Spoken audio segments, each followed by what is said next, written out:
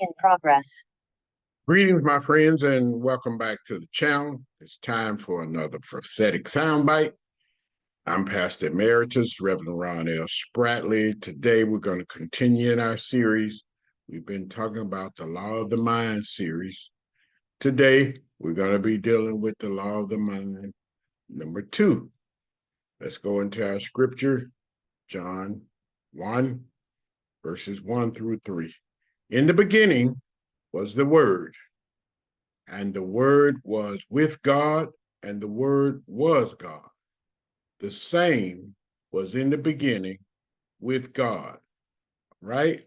All things were made by him, and without him was not anything made that was made. So this shows us the creative power of Yahweh, shows us the creative power of God. The word at a capital W, we're talking about Yeshua. Christ was the word and is the word made flesh. So we see this creative power of Yahweh, of God. We see it in John 1, 1, 2, 3. We see this same power in Genesis chapter 1, right? In Genesis chapter 1, we say where God said, let the earth bring forth. God created everything, right? Created everything with his word. So in this, our learning ought to be there is creative power in our words also, because we're made in the image of God. I want you to get a hold of that. We are made in his image. So he used his words to create things. If we imitate him, we'll be able to use our word to create things.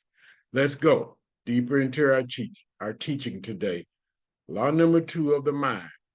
The mind, thoughts and ideas, is a creative force. Your mind, my friends, is a creative force if you use it to create things.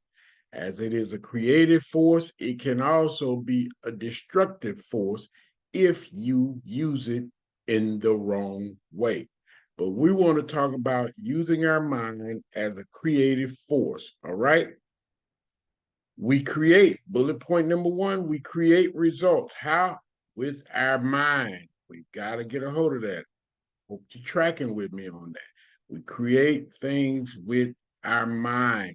So if we don't like the outcome of the results we're getting, go all the way back to your mind, because we need to understand this. The visible is sustained by the invisible, right? Okay, bullet point number 2. Let's look at our 5 steps in creating an idea. Step number 1, inspiration. What is inspiration? It's mental stimulation to create. That's the first step. We have to be stimulated to create. We have to have a desire to create. Got it? Step 2, conception, receiving a word or an idea in the mind. Conception. Incubation, the process of development. Your idea needs time to properly develop.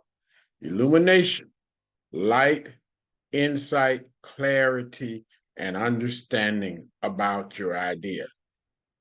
Number 5, implementation. We have to take action, right? Got to be practical with it. So let's look at a scripture on how this works. Luke 6:43 through 45 as our key principle.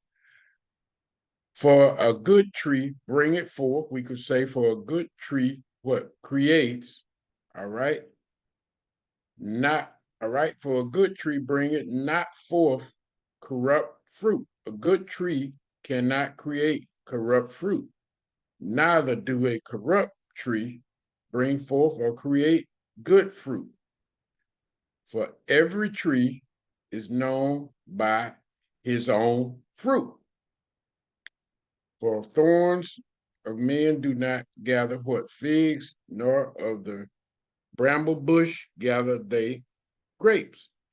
A good man out of what? The good treasure of his heart. Bring it forth, bring it forth, or create that which is good. And an evil man out of the evil treasure, your heart is a place where you store things. We've already talked about that, all right? You store things up in your heart, and that's where you create and bring forth out of your heart. So a good man out of the good treasure of his heart bringeth forth that which is good. And an evil man out of the evil treasure of his heart bringeth forth that which is evil. For out of the abundance of the heart, his mouth speak. You came here for the truth. I've unveiled that for you.